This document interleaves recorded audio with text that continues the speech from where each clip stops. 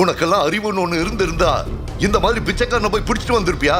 இதோட உனக்கும் எங்களுக்கும் இருந்த எல்லா சம்பந்தமும் முடிஞ்சு போச்சு. இனி என் வீட்டு பக்கமே உன்னை பார்க்க கூடாது. கிளம்பு. இப்படிதான் நடக்கும் என்று சந்தனாவுக்கு ஏற்கனவே தெரிந்திருந்தாலும் தன்னுடைய அப்பா இந்த அளவுக்கு கோபப்படுவார்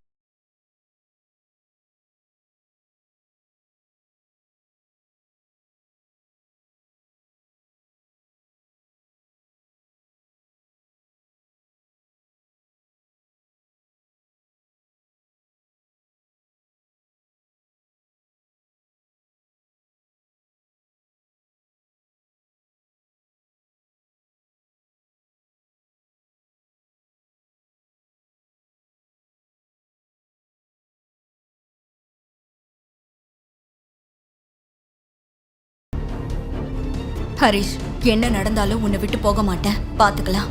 சூரிய வம்சம் படத்தில் முன்னேறுவது போல நிஜ வாழ்க்கையில் முன்னேறுவது சுலபம் கிடையாது என்று சந்தனாவுக்கு அப்போது தெரியவில்லை. முடிந்தவரை ஹரிஷுடன் இணைந்து குடும்பத்தை நடத்தி சமாளித்து விடலாம் என்று சந்தனாவுக்குள் ஒரு வைராகியம் இருந்தது. காரணம், சந்தனாவுக்கு ஒரு மிகப்பெரிய கம்பெனியில் மார்க்கெட்டிங் டிபார்ட்மெண்ட் வேலை கைவசம் இருந்தது. ஆனால் அதே கம்பெனியில் அவளுக்கு மேலிருந்த மேனேஜர் சரியான டார்ச்சர் பேர் வழி. அந்த கம்பெனியில் வேலை செய்ய இஷ்டமே இல்லாமல் இருந்த சந்தனா எப்போது அந்த வேலையை விடலாம் என்று காத்துக் கொண்டிருந்தாள். ஆனால் நிரந்தர வேலை இல்லாத ஹரிஷையும் தன்னை விரட்டியடித்த அப்பாவையும் நம்பி அந்த வேலையை விட முடியாமல் தவித்துக் கொண்டிருந்தாள். ஒரு நாள் சந்தனா தன்னுடைய டிஃபன் பாக்ஸை மறந்து வைத்துவிட அதை கொடுக்க சந்தனாவின் ஆபீஸிற்கு வந்து விட்டான் ஹரிஷ். யார் சார் இந்த பரதேசி பையன்? இதோ போறாளே பியூட்டி குயின் சந்தனா, அவ புருஷன். டேய், ஃபர்ஸ்ட் வெளியே வாடா. இப்படி இருக்கிற பொண்ணோட புருஷன் ஒரு பிச்சைக்காரன். என்னத்த சொல்ல? ஹரிஷ், உன்கிட்ட எத்தனை தடவை சொல்லியிருக்கேன் ஆபீஸ் பக்கம்லாம் வராதுன்னு.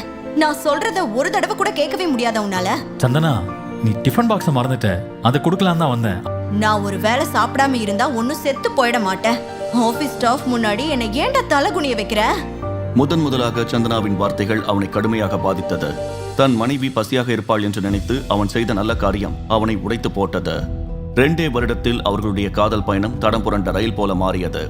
ஹரிஷ் சந்தனாவை எவ்வளவு காதலித்தாலும் சந்தனா அவனை முடிந்தவரை தள்ளி வைத்து விலகி இருந்தாள்.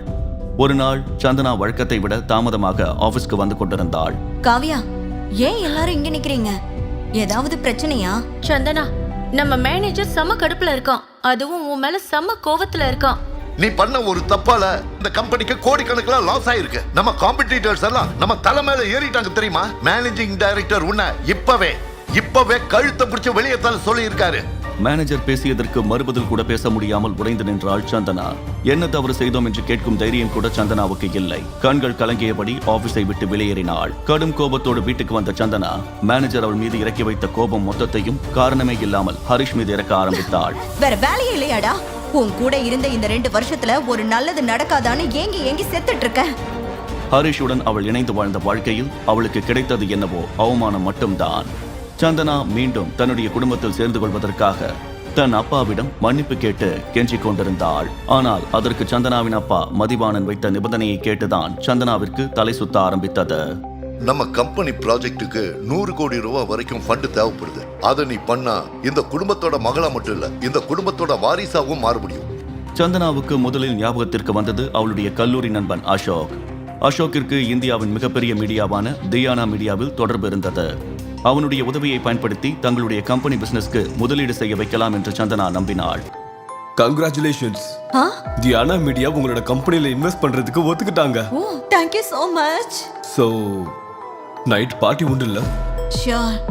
பார்ட்டியை கொண்டாடுவதற்காக அசோக் சந்தனாவை ரிசார்ட்டுக்கு அழைத்துச் சென்றான். அசோக் முடிந்தவரை சந்தனாவை தொட்டு பேச முயற்சித்துக் கொண்டிருந்தான். கௌதமியும் சந்தனாவை போலவே ஒரு மிகப்பெரிய பணக்கார குடும்பத்தைச் சேர்ந்தவள். அவன் போட்டோவை நீ என்கிட்ட காட்டு. சந்தனா தன்னுடைய செல்போனில் இருந்த ஹரிஷ் போட்டோவை கௌதமியிடம் காட்டினாள். ஆனால் ஹரிஷ் முகத்தை பார்த்த கௌதமிக்கு அவளுடைய கண்களை அவளாலேயே நம்ப முடியவில்லை. வாட்? இவர உன்னோட புருஷன்? சீரியஸ்லி?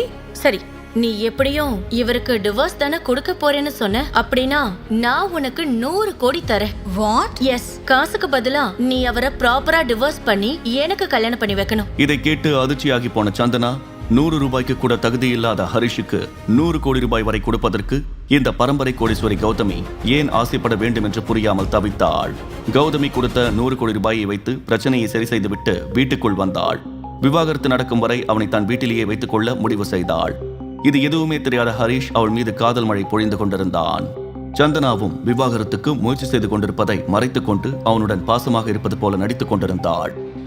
ஹரிஷ் ஏதாவது வேலையில் இருக்க வேண்டும் என்று நினைத்த சந்தனா தன்னுடைய சொந்த கம்பெனியில் அவனுக்காக வேலைக்கு பேசிய பொழுது அதை உடனடியாக மறுத்து வெளியேறினான். அவன் வீட்டில் வெட்டியாக இருப்பது சந்தனாவின் அம்மாவிற்கு சுத்தமாக பிடிக்கவில்லை. கௌதமி பேசிய வார்த்தைகளால் ஏற்கனவே அவன் மீது சந்தேகத்தில் இருந்த சந்தனாவுக்கு அவனுடைய செயல்பாடுகள் மீண்டும் சந்தேகத்தை கிளப்பியது. ஹரிஷ் தனிப்பட்ட முறையில் யாருக்கோ இமெயில் அனுப்புவதை கூட சந்தனா கவனிக்க மறக்கவில்லை. அதை பற்றி ஏதாவது கேட்டால் ஹரிஷ் கண்டுக்காமல் தன் வேலையை பார்க்க சென்று விடுவான்.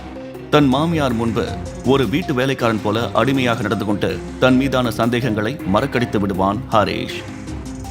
இன்னொரு பக்கம் அவனுடைய ரகசிய செல்போனில் அவனுக்கு அவ்வப்போது முக்கிய போன் கால் வந்து கொண்டிருந்தது. ஹலோ ஹலோ பாஸ், நீங்க கேட்டதெல்லாம் ரெடி. நான் கேட்டுக்கு வெளியே தான் இருக்கேன். ஒரு நொடி கூட தாமதிக்காத ஹரிஷ் உடனடியாக கேட்டை திறந்து கொண்டு அந்த மர்ம நபரை பார்க்க வந்தான். இனிமே நீங்க வர வேணாம், என் மேல டவுட் வர ஆரம்பிச்சிருச்சு, நீ கிளம்பு. இதை வீட்டின் உள்ளே இருந்து பார்த்து கொண்டிருந்த சந்தனா, நீ ஏதோ ஒரு திருட்டு வேலை பண்ணிட்டு இருக்க, நீ என்னைக்கு மாற்றையோ அன்னைக்கு செத்த. ஹரிஷ் எதுவும் பேசாமல் வேகமாக தன்னுடைய அறைக்கு வந்தான். எப்பா, நாய் கூட இந்த பொழப்ப பொழைக்காதடா ஹரிஷ். சந்தனாவிடமிருந்து தப்பித்ததை நினைத்து நிம்மதி பெருமூச்சு விட்டான். அடுத்த நாள் தன்னுடைய தோழியின் நகைக்கடை திறப்பு விழாவிற்காக ஆடம்பரமாக கிளம்பிக் கொண்டிருந்தாள் சந்தனா. அந்த விழாவிற்கு இந்தியாவின் மிகப்பெரிய தொழிலதிபர்கள் எல்லோரும் வருகிறார்கள். அம்மா, என்ன சந்தனா? நம்ம மேகாவோட புது ஜுவல்லரி ஷாப் ஓபன் ஆக போகுதுல்ல, அங்க போயிட்டு வந்துடுறேன். பாத்து போமா. அழகா இருக்கண்ணா. சந்தனா, ஆ? நானும் வரேன். டே பரதேசி, அந்த இடத்துக்கு பெரிய பெரிய ஆளுங்கெல்லாம் வருவாங்க. நீ எல்லாம் இங்க பாத்ரூம் கழுவதான் லாய்க்கி, அத செய். சரிம்மா, நான் கிளம்புறேன். ஓகே. சந்தனா சொகுசாக காரில் செல்ல ஹரிஷ் பஸ் ஏறிதான் மேகாவின் கடை திறப்பு விழாவிற்கு சென்றான். அந்த ஷோரூம் சிறப்பாக அலங்கரிக்கப்பட்டிருக்கிறது. ஒரு வழியாக அங்கே வந்து சேர்ந்தான் ஹரிஷ். எதற்காகவும் காத்திருக்காமல் மேகாவின் அழைப்பை ஏற்று கடைக்குள் நுழைய முயற்சிக்க அவனை ஒரு செக்யூரிட்டி தடுத்தார். யாரா நீ? இப்படி கேவலமா ட்ரெஸ் போட்டுக்கிட்டு நீ பாட்டுக்கு உள்ள போற? ஹரிஷ் அங்கே செக்யூரிட்டியுடன் வாக்குவாதம் செய்து கொண்டிருப்பதை பார்த்த சந்தனா கோபமாக அங்கே வந்தாள். ஒரு பக்கம் ஹரிஷ் விளக்கம் கொடுப்பதற்கு கூட செக்யூரிட்டி அவகாசம் தரவில்லை. கோபமாக வந்த சந்தனா பொறுமையே இல்லாமல் ஹரிஷை திட்ட ஆரம்பித்தாள். உன்னதான் இந்த பக்கமே வரக்கூடாதுன்னு சொன்னல. சந்தனா அவனை அடித்த அந்த நொடி நகைக்கடையின் ஓனர் மேகா அங்கே வந்து சேர்ந்தார். காரில் இருந்து இறங்கிய மேகா சட்டென எதையோ அடையாளம் கண்டுகொண்டு சந்தனாவை நோக்கி நடந்து வர சந்தனா மகிழ்ச்சியாக வரவேற்றாள். ஹாய் மேகா. ஆனால் சந்தனாவை ஓரம் கட்டிவிட்டு ஹரிஷை நோக்கி சென்ற Megha, hi Harish sir. Chandana, thank you. நீங்க ஹரிஷ் சாரோட ஒய்ஃப்னு தெரியும், அதனால தான் நான் உன்னையும் இன்வைட் பண்ணேன். ஆனா சாரும் சேர்ந்து வந்தது என்னோட பெரிய அதிர்ஷ்டம். அந்த வார்த்தைகளை எல்லாம் கேட்ட சந்தனாவுக்கு பூமியே இரண்டாக பிளந்து உள்ளே போவது போல இருந்தது. அப்படி யார்தான் இந்த ஹரிஷ்? ஹரிஷ் நிஜமாகவே இந்தியாவின் மிகப்பெரிய பணக்காரனா? சந்தனாவின் வீட்டு வேலை செய்யும் ஒரு பிச்சைக்காரனாக இருக்கும் அவனை பார்த்து மேகா ஏன் பணிவாக பேச வேண்டும்? ஹரிஷ் ரகசியமாக வரவழைத்த அந்த பார்சலில் என்ன இருந்தது? சந்தனாவின் உயிர் தோழி கௌதமி எதற்காக 100 கோடி ரூபாய் கொடுத்து ஹரிஷை தனக்கு திருமணம் செய்து வைக்க சொல்லி கேட்க வேண்டும்? 100 ரூபாய்க்கு அல்லாடும் ஹரிஷுக்கு 100 கோடி ரூபாய் பேரம் பேசிய கௌதமியின் சதித்திட்டம் தான் என்ன? 100 கோடி ரூபாயை வாங்கிய சந்தனா தன் அப்பாவின் கட்டளையை நிறைவேற்றுவாளா அல்லது அதை திருப்பிக் கொடுத்து விவாகரத்தை ரத்து செய்வாளா? சந்தனாவை அடைய அசோக் போட்ட அடுத்தடுத்து சதித்திட்டம் என்ன? இந்த அதிரடியான பிளாக் பஸ்டர் கதையை பல லட்சம் பேர் கேட்டு ரசிச்சா மாதிரி நீங்களும் கேட்கணுமா? முழு கதையையும் கேட்டு மகிழ பாக்கெட் FM ஆப்பை டவுன்லோட் செய்யுங்கள். லிங்க் டிஸ்கிரிப்ஷனில் கொடுக்கப்பட்டுள்ளது.